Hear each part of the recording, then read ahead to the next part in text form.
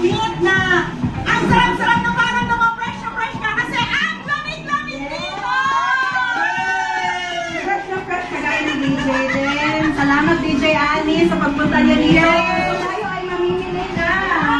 Okay, yung mga customers natin.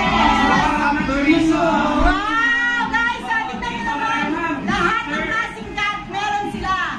Bukod sa point, pinili, mga shoulder, minuto ka na daw andito na lahat. Kaya ano bang hinihintay nyo? Pumunta kayo dito, located ang The Punch Shop sa Unit 5 ng Mimi Building, Santo Tomas. Dito lang sa Binyan, Laguna. Yan, ma'am, kamusta? Ano ang abangan ng mga tiga sa Santo Tomas at Laguna?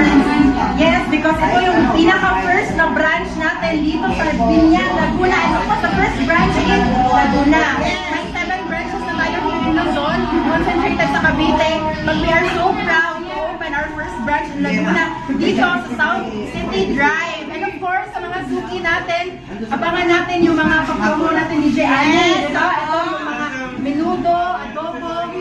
289 na lang mga suki. Diba? Ano mabibili mo sa 300 mo? Marami talaga. Tapos fresh na ganito.